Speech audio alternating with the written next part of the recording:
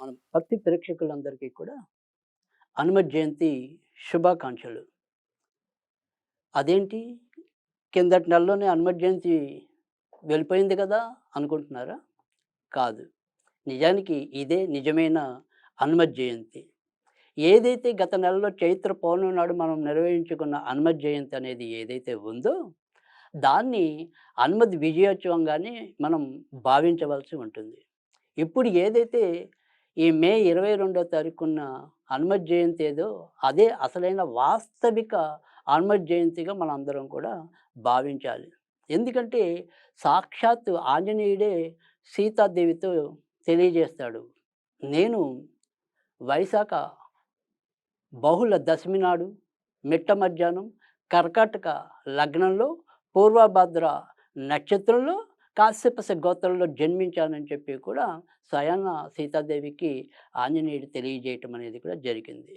కనుక ఇప్పుడు ఏదైతే వైశాఖ బహుళ దశమి అనేది ఉందో, అది ఆంజనేయుని యొక్క అసలైన జయంతిగా మనందరం కూడా చేసుకోవాల్సిన అవసరం ఉంది. అయితే భగవంతుణ్ణి మనం మననం చేసుకునేందుకు, స్మరణం చేసుకునేందుకు, వారి వారి యొక్క జప తపాదులు ఆచరించడానికి మనకి నిజంగా చెప్పాలి అంటే గనక ఈ జయంతులతో గానీ, ఇతర తిథులతో గానీ సంబంధం లేదు. మనం హనుమద్భక్తులమైతే గనక నిత్యం హనుమంతుడిని కొలుచుకోవచ్చు. మనకి ప్రత్యేకంగా ఈ జయంతులు లేదా ఇతరత్ర విశేషాలేమైనా ఉంటే ఆ రోజు చేసుకోవాల్సిన అగత్యము, అవసరం కూడా ఎంత మాత్రము లేదు. కానీ ఇప్పుడు మనం చెప్పబోయేది ఏదైనా సరే అంటే ఇందాక మొదటే చెప్పాను. హనుమద్భక్తులు ఎప్పుడు కూడా వారి వారి యొక్క జపం ఉంటే జపం, మరి ఆంజనేయ ఆరాధన వాళ్ళు ఏది ఎంచుకుంటే ఆ రీతిలో వాళ్ళు శ్రద్ధాభక్తులతో నిత్యం కూడా చేసుకుంటూ ఉంటారు. అందులో ఆక్షేపణ లేదు. మనం అభ్యంతరం చెప్పడానికి కూడా ఏం లేదు. కానీ ఇక్కడ మనం ఏదైనా సరే కొత్తగా ఇవాళ హనుమత్ జయంతి రోజు ఏం చేయాలి? ఏం చేస్తే బావుంటుంది? ఇలాంటివి గనక ఆలోచించినప్పుడు మనకి పూర్వకాలం గనక గమనించినట్టయితే గనక ఇప్పటికీ కూడా మనకి ఏదైనా సరే ఇటు మరి గ్రామీణ ప్రాంతాల్లో చూసినప్పుడు ఊరి పొలిమేర మొదట్లో ఎప్పుడు కూడా ఆంజనేయుడు, ఊరికి చివరిలో ఎప్పుడు కూడా శివాలయాలు ఉండటం అనేది మనందరికీ తెలిసిందే. ఎందుకంటే ఊర్లోకి అడుగెట్టగానే రక్షించేవాడు మరి ఆంజనేయుడైతే అక్కడి నుంచి మళ్ళీ మనల్ని క్షేమంగా తిరిగి ఇంటికి చేర్చేవాడు శివుడు. అందుకని ఈ ఇద్దరిని కూడా మనం ప్రతిష్ఠించి ఆలయాలు కట్టించి నిర్మించడం అనేది కూడా జరిగింది. స్వయాన ఆంజనేయుడు రుద్రాంశ సంభూతుడు కూడా.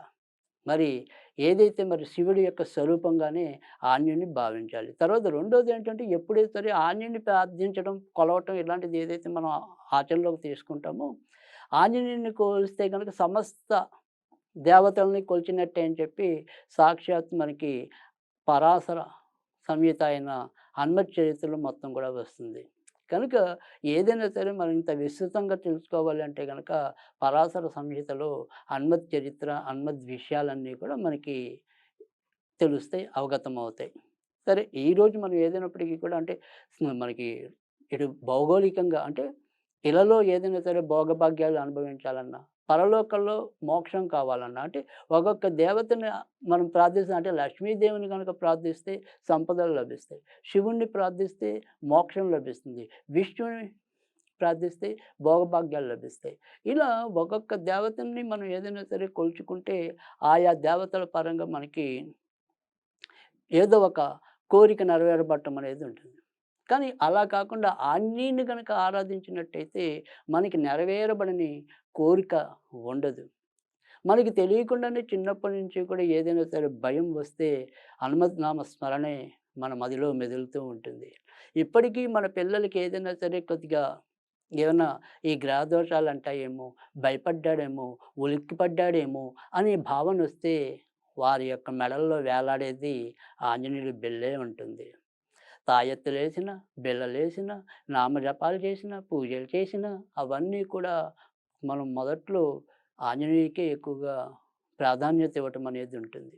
తర్వాత తర్వాత మనలో యొక్క ఈ ఆధ్యాత్మిక శక్తి దాంట్లో పరివర్తన అలాంటివొచ్చాక మళ్ళీ మనం వివిధ వివిధ రకాల దేవతల్ని అనుసరించడం అనేదైతే ఉంటుంది. కానీ బాల్యంలో ఇంచుమించుగా 100కి 90% మంది ఆంజనేయ స్వామిని ఎక్కువగా ఆరాధించడం అనేది కూడా జరుగుతుంది. అయితే ఇక్కడ మనం ఏదైనా సరే ఆంజనేయ స్వామిని పూజించాలి అనుకున్నప్పుడు ఎప్పుడూ కూడా గుర్తుంచుకోవాల్సింది ఏంటి అంటే గనక, ఆంజనేయుడు చాలా శీఘ్రంగా మనకి పలకటం అనేదైతే ఉంటుంది. మీరు హనుమాన్ చాలీసా గనక ఎవరైతే మరి 11 సార్లు చొప్పున 9 రోజులు చదివితే తొందరగా వాళ్ళ యొక్క కార్యక్రమాలన్నీ కూడా కార్య విజయం లభిస్తుందనేది కూడా మీరందరూ విని ఉన్నారు.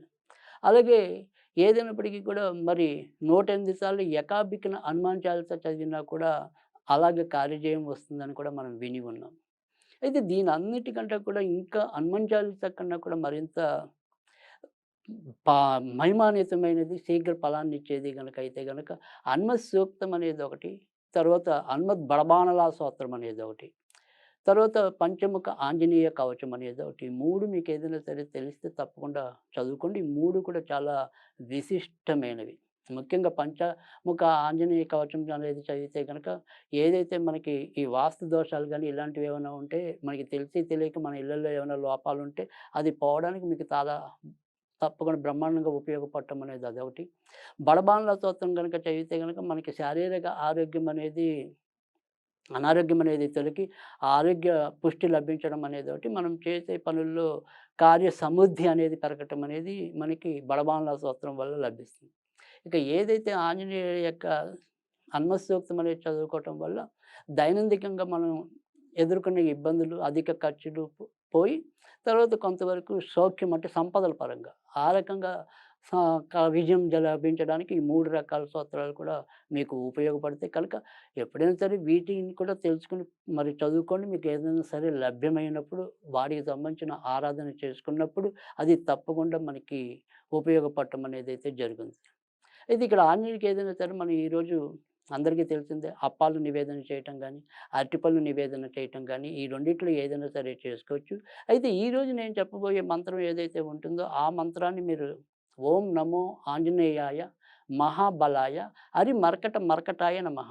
ఓం నమో మహాబలాయ ఆంజనేయాయ మరి మర్కట మర్కటాయ నమః. ఇది వీలైనంత సార్లు చదువుకోవటం.